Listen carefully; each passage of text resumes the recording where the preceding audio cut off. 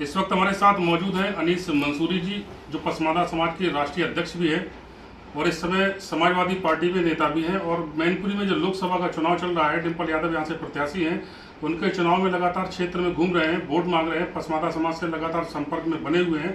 तो आइए सीधे उनसे बात करते हैं अनीस मंसूरी जी से कि इस लोकसभा के चुनाव में क्या लगता है, क्षेत्र में घूम रहे हैं, क्या संदेश मिल रहा है लोगों से, पिछली बार से ज़्यादा वोट ले पाएंगे या कुछ अंतर रहेगा?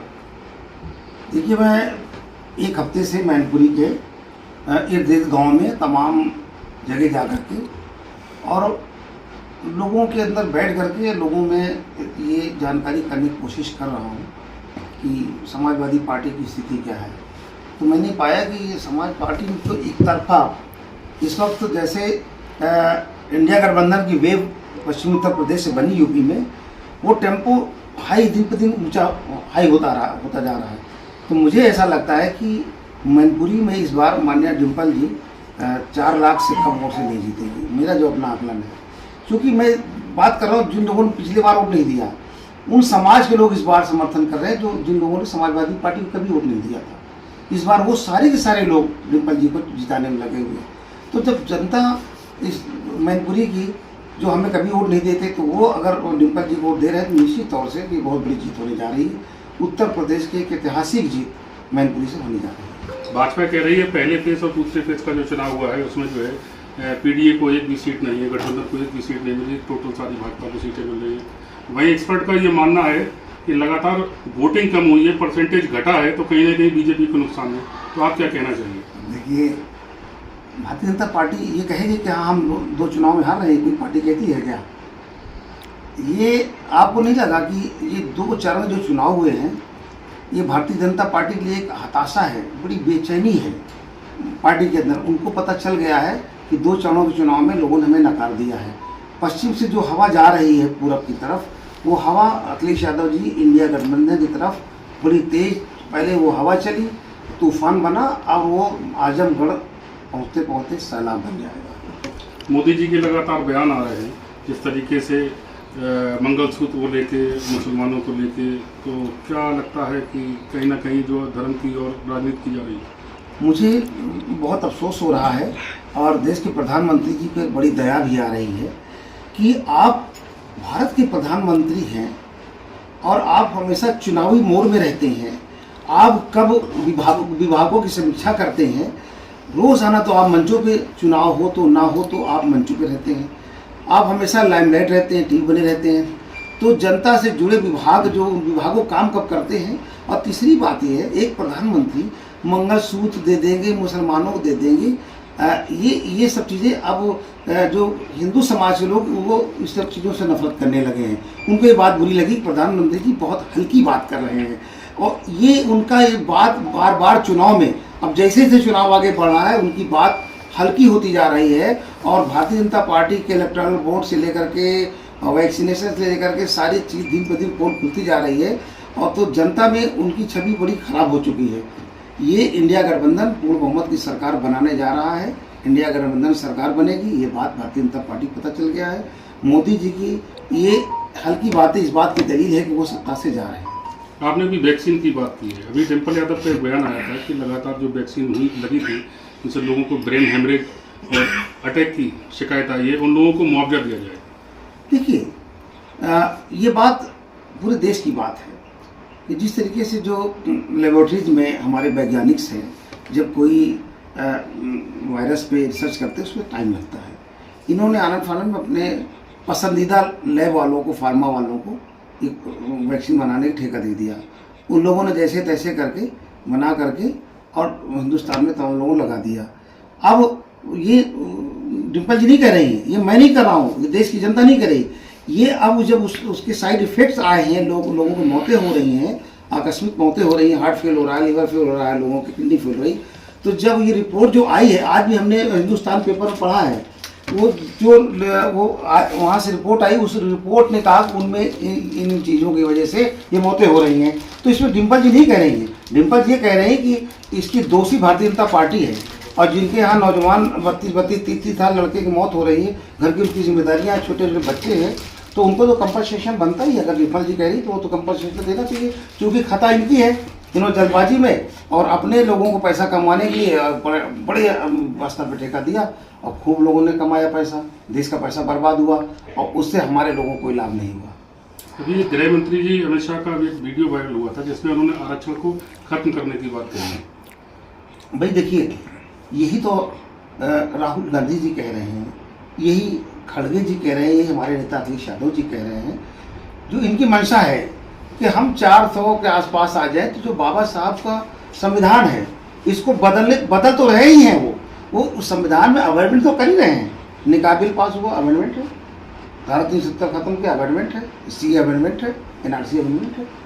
इस तरीके से रिजर्वेशन खत्म किया, जो पिछड़ों को रिजर्वेशन, बहुत बड़ी बात कह रहा हूँ आपसे, ये कोई पिछड़े वर्ग के नेता से पूछ लीजिए जो भारतीय जनता पार्टी बैठे। अफसोस की बात है 27% रिजर्वेशन बीपीसी मंडल कमीशन के माध्यम से मिला था। उस समय यह था कि 27% लोग हर परीक्षा में सिलेक्ट होंगे और 20% दलित जाएगा। कुल मिला के 48-49% कोटा हो रहा था। उसमें जो बच्चे हमारे बैकवर्ड के मेधावी थे, वो अगर उनके नंबर जनरल हाई आते थे तो उनका जनरल कैटेगरी में सिलेक्शन हो जाता था। 27 वाले जो कमजोर नंबर वाले होते थे, इस सरकार ने बंद कर दिया। जनरल कोटे जो सिलेक्ट होते थे बैकवर्ड को बंद कर दिया, अब हमको 27% से सीमित कर दिया। ये बैकवर्ड का बहुत बड़ा नुकसान है और हमारे लोग इस बात को समझने लगे हैं। बैकवर्ड पढ़ा लिखा लड़का समझ गया, 27% बांध दिया और अब हमारी 15% आबादी नहीं है, हम 85% लोग हैं जो हम बैकवर्ड दलित लोग हैं। हम देश के अंदर हम 85% हैं, वो 15% है। अब उनको 10% ईडब्ल्यूएस में रिजर्वेशन दे दिया और उसके अलावा जनरल कोटा उनके लिए, तो वो 52% फायदा उठा रहे। 15% के लोग 52% रिजर्वेशन का फायदा उठा रहे हैं, हमारे लोग 27 और 20 में रिजर्व हैं। ये सरकार कहीं ना कहीं बाबा साहब के इस संविधान को बदलना, खत्म करना चाहती है और रसिया जैसे कानून ध्यान लाना चाहती है, ताकि उनको मालूम है कि अगर अभी हम बना देंगे तो चलेगा, आगे हमारा कुछ होने वाला नहीं है। इसलिए हम घोर विरोध करते हैं कि बाबा साहब भीमराव अम्बेडकर के संविधान इस देश के लिए बहुत बड़ी ताकत है और वो संविधान की हमें रक्षा करने के लिए अखिलेश यादव जी उतरे और गांधी परिवार है और तमाम गठबंधन के हमारे साथी उस संविधान को बचाने की लड़ाई लड़ रहे हैं और इस देश की जनता उनको समर्थन भी भरपूर दे रही है। बीजेपी लगातार जो है 400 पार की बात कर रही है। बीजेपी ये भी कह रही है कि विपक्ष जो है तो 400 पार से हमें रोकना चाहता है। क्या लगता है कि इस बार कितनी सीटें विपक्ष लेके आ पाएगी? भारतीय जनता पार्टी जो पिछले उनका कहना है कि सरकार तो पूर्ण बहुमत से बनी रही है, वो सरकार न बनने की बात ही नहीं कर रहे, वो तो केवल 400 पार से रोकना चाहते हैं। ये एक प्रधानमंत्री जी की जुमलेबाजी है और मुझे तो बड़ी शर्म आती है कि इस देश के अंदर किसी प्रधानमंत्री की इतना बड़ा मजाक सोशल मीडिया पे कभी नहीं हुआ। आप रोज मोबाइल पे देखते हैं, नाना पाटेकर भी हंस रहे हैं, सलमान खान भी हंस रहे हैं, तमाम लड़के हंस रहे हैं, उनके गलत डेटा पेश करते हैं, अपने भाषण में झूठ को बड़े कॉन्फिडेंट तरीके से बहुत उससे पेश करते हैं, झूठ बोलते हैं। तो ये पढ़ा लिखा नौजवान IITN तमाम सब समझने लगे प्रधानमंत्री जी कितना सही डेटा देते हैं, कितना गलत देते हैं, और इतना बड़ा मजाक प्रधानमंत्री का इस देश के अंदर कभी नहीं हुआ। ये बड़े शर्म की बात है हमारे इस देश के लिए, प्रधानमंत्री जी का मजाक उड़ाया जा रहा, चूँकि वो उनके पास कोई डेटा नहीं, वो गलत बोलते हैं, झूठ बोलते हैं। 400 पार की बात करते हैं, कहाँ से लाएंगे इतनी सीटें? महाराष्ट्र में पूरा वो बिल्कुल बाहर जा रहे हैं, महाराष्ट्र में, यूपी के अंदर पूरी तरह से वो आधी सीटें भी नहीं आ पा रहे हैं। राजस्थान में जो 25 जीते, क्या लग रहा है आपको 25 जीत रहे हैं वो, वहाँ पूरी तरह से वहाँ कांग्रेस पार्टी आ रही है। और ये कहाँ से लाएंगे इतनी सीटें? हर जगह तो ये अब नीचे जा रहे हैं, दिल्ली भी नीचे जा रहे हैं, बिहार में भी नहीं आ रहे हैं। छत्तीसगढ़ 11 सीटें थी तो आपने वहाँ झारखंड जीता था, वहाँ उनको 2 सीटें ही मिलेंगी। कहाँ से लाएंगे सीटें? जो होना तो बिहार के अंदर उनके बुरे हाल हैं। तो ये तो भारतीय जनता पार्टी समझ गई है कि अब हम सत्ता से बाहर हो रहे हैं। अब ये चिराग है, चिराग में जब तेल खत्म होता है तो थोड़ा बड़ी देर लौ फेंकता है और भपक के वो खत्म हो जाता है। तो मोदी जी का वही हाल है। आप समाजवादी पार्टी में रहे, उसके बाद आपको जब टिकट नहीं मिला, आपने जो है बसपा ज्वाइन की, बसपा में चले गए, उसके बाद दोबारा फिर आप समाजवादी पार्टी में आए, लगातार पार्टी बदल रहे हैं। नहीं, पार्टी देखिए, मैं सामाजिक संगठन का एक पसमानदा समाज का समाज संगठन का एक लीडर हूँ।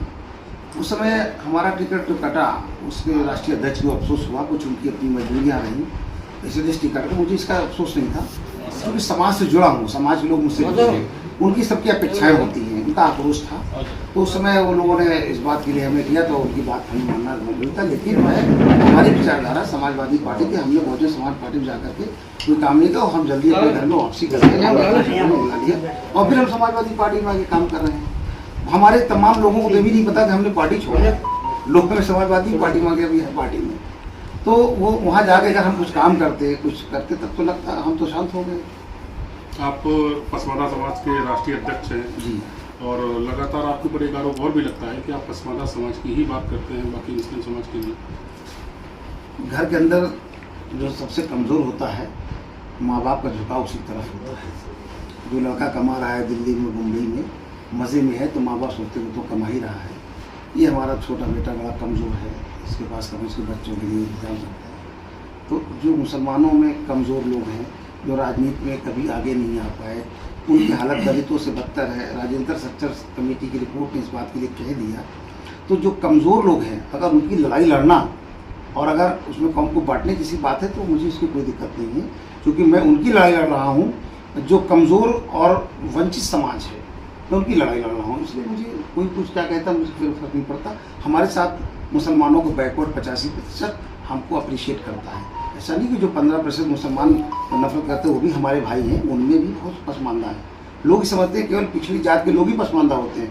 मेरा मतलब जो शिक्षा के क्षेत्र में पिछड़ गया, वो कोई भी मुसलमान हो, वो पसमानदा है। भले खान साहब हो, जो नौकरियों में नहीं जा पाया वो पसमानदा है, जिनकी माशी हालत बदतर है वो पसमानदा है, जो समाज में बराबरी दर्जा नहीं हासिल कर सका वो पसमानदा है। मैं उनकी लड़ाई लड़ता हूँ।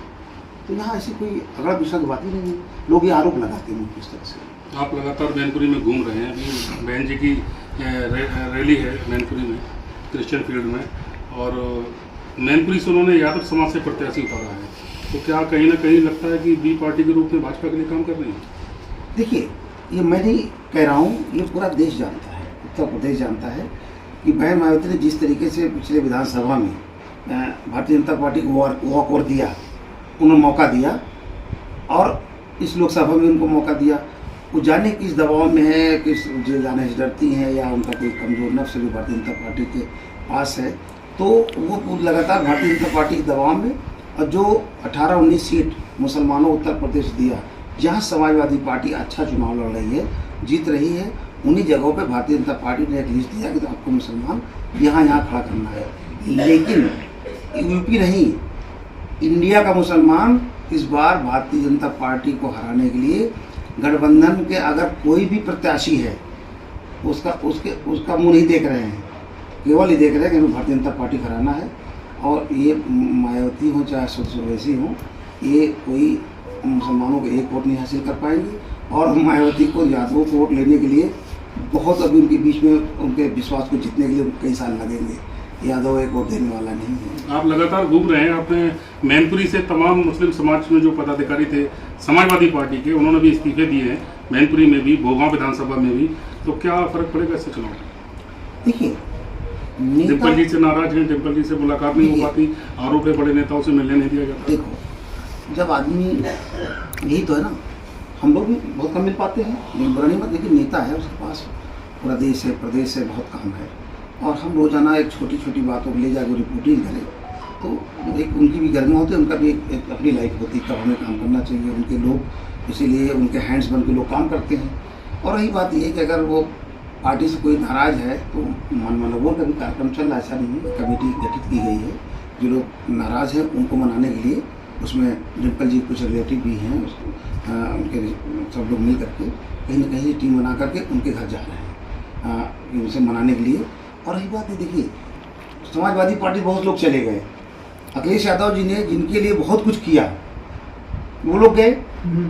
इनकी हैसियत क्या थी अजीत सिंह के बेटे की? उनकी कोई हैसियत थी? राज्यसभा अखिलेश यादव जी के दिल था, उन्होंने राज्यसभा बनाया। उनका दिल देखिए कि तुम हार गए, चलो कोई बात नहीं, आइए हम राज्यसभा बनाते। राज्यसभा को मामूली चीज़ भेजा, और उनके लोगों को टिकट दिया, इतना सम्मान दिया। और जो लोग भागे, वो अपने, या तो भारतीय जनता पार्टी कहीं ना कहीं उनके कोर दब रहा है, वो अपने एम्पायर को बचाने के लिए भारतीय जनता पार्टी दबाव में ज्वाइन कर रहे हैं, और कुछ लोग अपने स्वार्थवश ज्वाइन कर रहे हैं। नेता का आना जाना लगा है, लेकिन वोटर हमारे वही है, वोटर नहीं भाग रहा है, वोटर और जुड़ रहा है। कहा जाता है मैनपुरी में जो है यादव समाज जो है बहुत मजबूत सपा का वोटर है, अभी देखा जा रहा है लगातार यादव भी जो है इस्तीफे दे रहे हैं और जो है भारतीय जनता पार्टी में लगातार शामिल हो रहे हैं। और अखिलेश यादव के बहुत करीबी कहे जाने वाले मैनपुरी के एक समाजवादी नेता वो भी बीजेपी में चले गए, क्या कहेंगे? देखिए ऐसा है, मैंने आपसे क्या कहा कि जब या तो कोई आदमी कुछ अपना निजी जनता के हित में नहीं, निजी स्वार्थ में चला जाता है, और या तो कोई उसके ऊपर दबाव होता है, तो ऐसे चले गए। अगर हमारे नेता कोई खफा होकर चले तो मान मनोबल का कार्यक्रम चल रहा है, हमारे घर में कोई खफा हो गया तो हम लोग उसको मना लेंगे। और रही बात ये कि वो खफा हो करके हो सकता है वो अपना वोट ना दे, लेकिन यादव समाज का ठेकेदार नहीं है। यादव समाज माननीय नेताजी माननीय अखिलेश यादव जी के नाम पर वोट देने का। भाजपा प्रत्याशी जयवीर सिंह का कहना है कि अब परिस्थितियां बदली हुई हैं। पिछला जो उपचुनाव था वो लोगों ने नेताजी की श्रद्धांजलि के रूप में वोट दिया था, जिसके लिए डिम्पल जी जीती थी। अब परिस्थितियां बदली हुई हैं। मैं उनकी बात का समर्थन करता हूँ कि अब परिस्थितियाँ बदली हुई हैं। जो 10 साल में था वो परिस्थिति अब नहीं है। वोटर चेंज हो गया है, बैकवर्ड जाग गया है। नेताजी ने कुर्मी बिरादरी को 10 टिकट दिया उत्तर प्रदेश के अंदर, कुर्मी की एक तादाद है।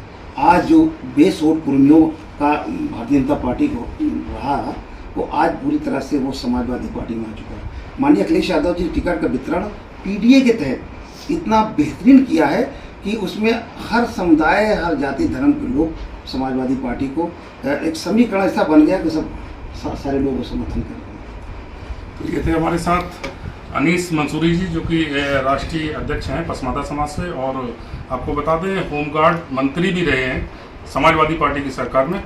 तो उन्होंने कहा है कि इस बार जो है डिम्पल यादव जी लाखों वोटों से चुनाव जीतने जा रही हैं। लगातार हमारे साथ बने रहिएगा। कैमरामैन निखिल के साथ गुलजार अहमद, GTV भारत।